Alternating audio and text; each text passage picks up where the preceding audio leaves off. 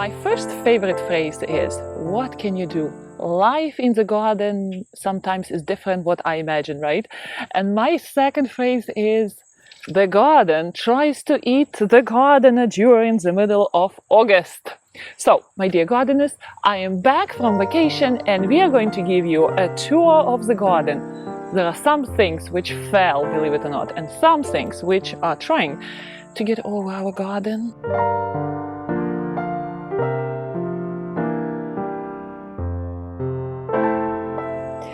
We came from vacation 2 days ago and I'm walking around the garden assessing all the situation, and this is the first year, believe it or not, I'm growing sweet potato wine in my garden. I saw it in other gardeners' gardens, but I never thought that sweet potato wine is so thirsty. So we left for vacation 1 week ago and I don't have irrigation in my garden. So I decided to put, you see this big bucket here? It's a huge one. I usually mix cement in it for my cement projects and hypertufa projects. So I said to myself, okay, I'm going to put big bucket here because this guy usually wilts during the afternoon sun here. So I worry that sweet potato wine is not going to live well without me here. And look at this growth. And literally it is sitting in water all the time. So sweet potato wine is going to take over the garden. And you know what? I think this is the middle of August. So what will be in the middle of September? I'm going to put little connections here from wire maybe, or some sort of whatever. And I will try to put all these heavy vines here on my wattle fence to share that space with ivy. And ivy is getting a little bit too heavy. I trimmed it in spring. It needs another trim, but it looks good, you know. I wanted to introduce the bright spot of color here in the back corner of my garden, and we have morning shade here. Right now it's morning, 10 o'clock around. Look how nice it is. The sun is beaming on the house, and here we have this beautiful chartreuse color. Well, maybe the spots of color a little bit too big, but I love it. I love healthy, beautiful, happy plants. So let me show you another healthy, beautiful plant which suddenly popped in my raised beds. Look at this. In one of my previous videos, I don't want to damage this verbena, which is lovely here. You see this guy? This is goldenrod chard. And I was trying growing it in pots, and it was not a success story. My chard became ill, didn't like it. And now I decided to change the plants. I seeded it again here. I had seeds. And look at this beautiful. We are going to have it for lunch, actually. Look at this beautiful, nice color, very colorful. We're going to have a wonderful sauté lunch with bread. Love it. All right, so raised beds, we're doing very well. I found a rabbit in this one. Look, it's being all colonized by strawberries. I like it that way. I put several seeds of parsley here, so it is growing well here, chives. And there was a very little hole right there. You see, I have it all caged, where a rabbit could fit. And guess what? There was a little baby rabbit sleeping here, and he ran straight to that hole. Those little rabbits are so resourceful. They can find the smallest thing and get in.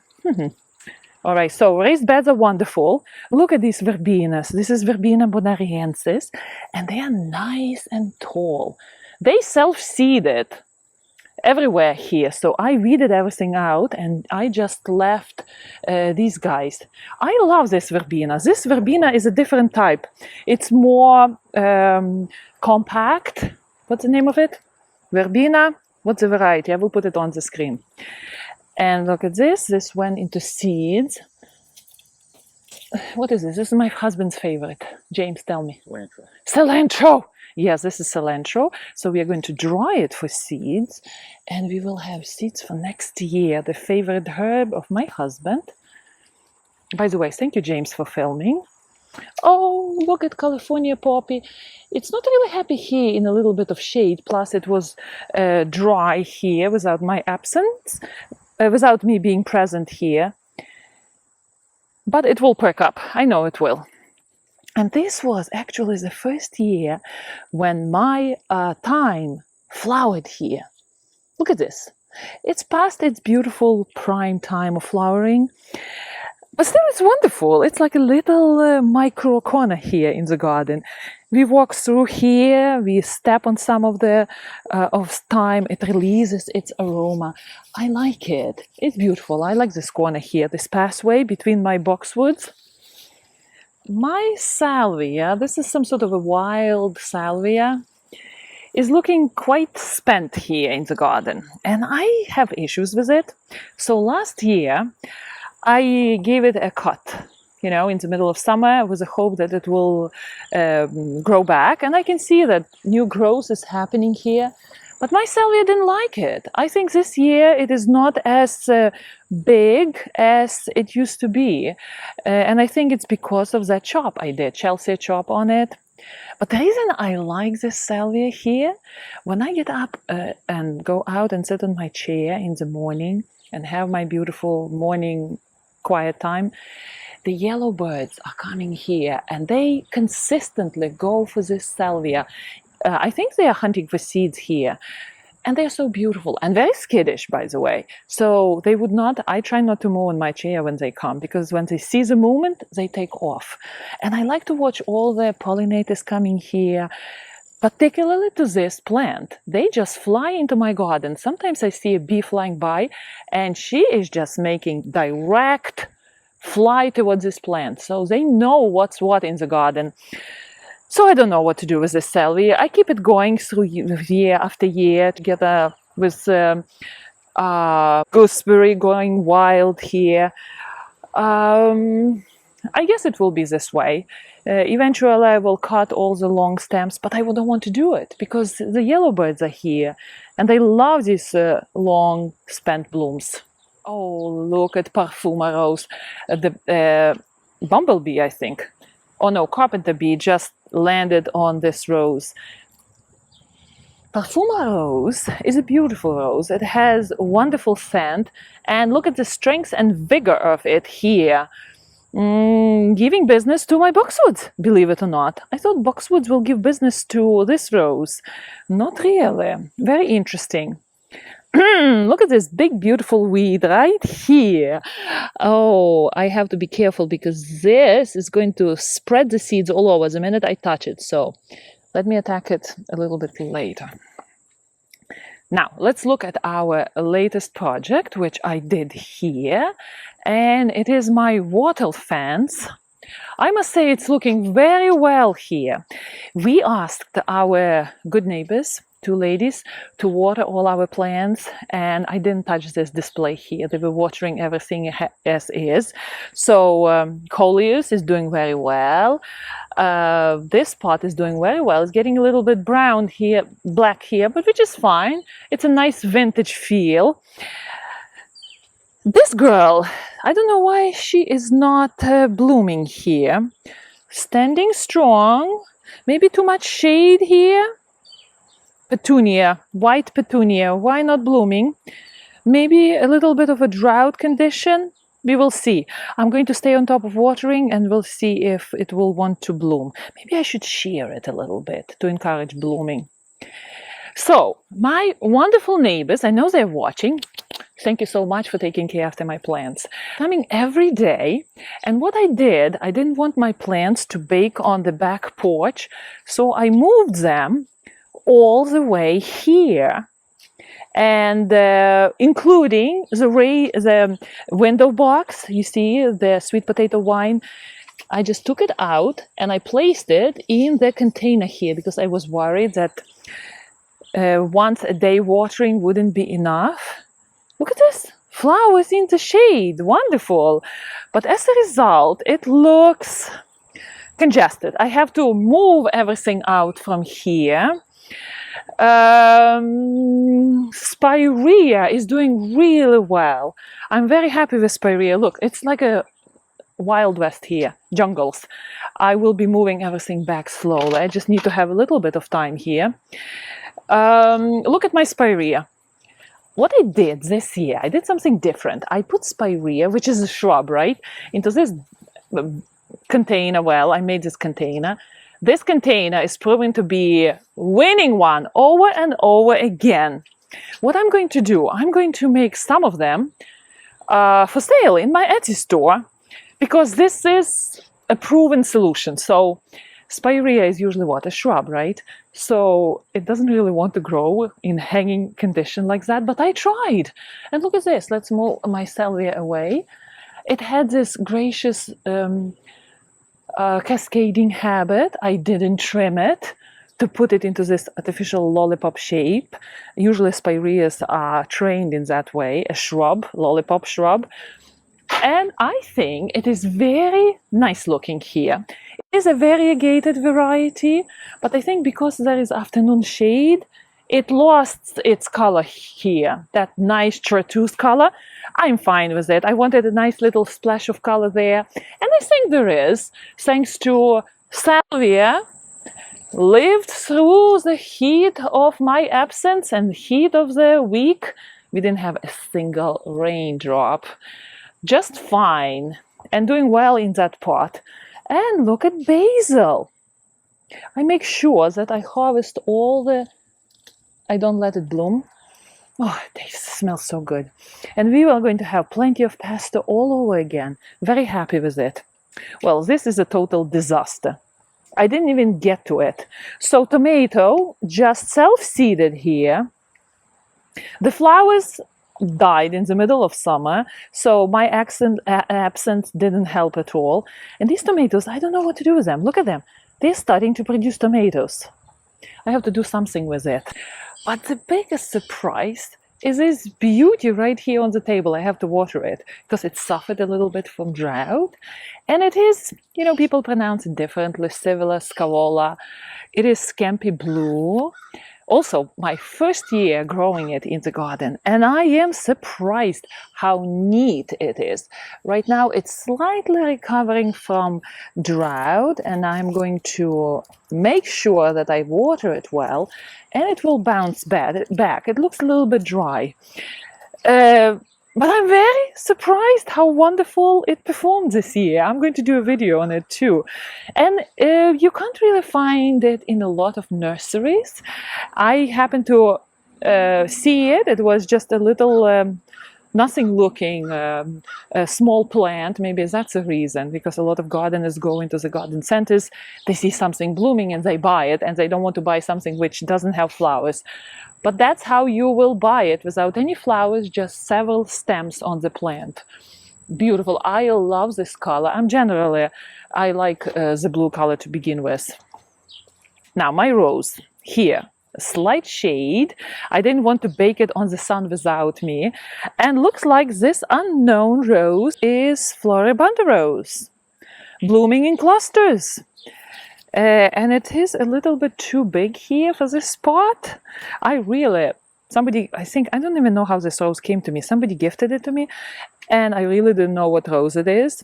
I started growing it because I love the disease resistance of this beautiful thing, but I think it is too big for a pot. It is its second year or first year. No, it can't be first year. It has to be its second year. So quite happy here. Blooming continuously. I like how strong it is, but I think I will be facing the situation of planting it somewhere into the garden where the collection of pink roses will have another pink rose. All right. Apricot, a drift rose in the family of pink, but you can't really say that this is super pink rose. The old spent blooms are pink, but it comes very near on apricot. Didn't like shade here either of my apple tree. You see all the yellowing of leaves? Or maybe it is a response to drought as well. I'm not sure. I'm going to move it back onto the porch where it was very happy under the strong sun, and hopefully it will bounce back. Well, let me tell you, one thing fell in my garden, and it is my arch. The old one, which I built several years ago from raw wood, and it is right here. Look at this big thing here. Oof, what a big fall. So half of the arch is down, together with Major Villa honeysuckle. This side stood with clematis growing. I don't know what is this, old clematis, which is quite happy here because its roots are in the shade. But this side didn't stand, and weeds are all over, creeping up already. So I'm building, I have a plan. I am building a new arch. Big, nice, treated wood, 2.5 inches by 2.5 inches, I think. And I'm going to create a different type of, it wouldn't be wattle, it would be just stick arbor. I have a plan, I just have to have time to execute it, and I have to think about it a little bit more, so I will keep you posted. Otherwise, this thing has to go. I'm not sure how Major Wheeler honeysuckle is doing for a week laying down. We will find out when I will be trimming it, trying to reintroduce it to the new arbors there. Coreopteris, a total beautiful success. Look at this beautiful plant. Successful trimming, successful pruning in spring does the job for Coreopteris very well. And I see a lot of unhappy Coreopterises being lanky and strange shape. People don't know how to trim it correctly. So soon we will see beautiful blooms coming up, the fuzzy blooms. They're almost purplish between blue and purple. And I love this plant here. It's shading its roots, so it's not suffering from drought here, because last year it was still a baby and it was kind of sensitive to sun. But this year, the roots are in the shade, the canopy is nice and strong, and the blooms are going to be so good here. This is a very good introduction. 3 years ago, I believe, and look what I did. I did it in this little wattle fence, which you can't see it right now, but when spring is there and I have to cut my Coreopteris all the way, like 2/3 down, that wattle ring is doing a nice decorative service here in this corner of my garden near the edge of the porch here. So this is it. Look at all this. I have to go in and try to make order here because everything is happily overgrown. Major Wheeler honeysuckle here. I trimmed it badly in spring. It didn't like it. But look, it is resprouting all over again and will be growing next season just all right. Butterfly bush, spent blooms. I'm not going to touch it. Let it go into this seasoned look. In spring, it will get a haircut again. Everything looks good. The grass suffered through our absence. I have to stay on top of watering. And there is a beautiful bloom from my new rose here. Ooh, black spots moving in. You know what? It was going without me. So the whole week without watering. And you see how quickly the weak plant succumbs to diseases. Oh well, this is Gabriel oak, a very strong color rose here. I think it will be a good location for this color here, away from all other soft blooming roses I have here on this side. And some of you were telling me that the roses which are coming from the nursery, which are shipped to you, they're so disease resistant, and suddenly they're losing their disease resistance by second year. Well, you know what? Those roses which are sold directly to you from the nurseries or through the catalog by mail, they are treated. They have all sorts of sprays in them to make sure that they go through a difficult condition of shipping without getting the diseases, because then who's going to buy them when they are diseased plants, right? So that's why the baby plants coming into your garden are so disease-free. Well, you have to wait till next year and see what Rose does. So my Gabriel oak was very healthy, but now the black spot is the disease in my garden, which I am actively fighting, but I know that it's here to stay, so I don't get stressed out about it. All right, my dear gardeners, please do subscribe to keep track of what's happening in my garden, because there is a lot going on and it's all fun. And I will see you in our next video. Happy, doesn't want to divide, hold on. Happy gardening.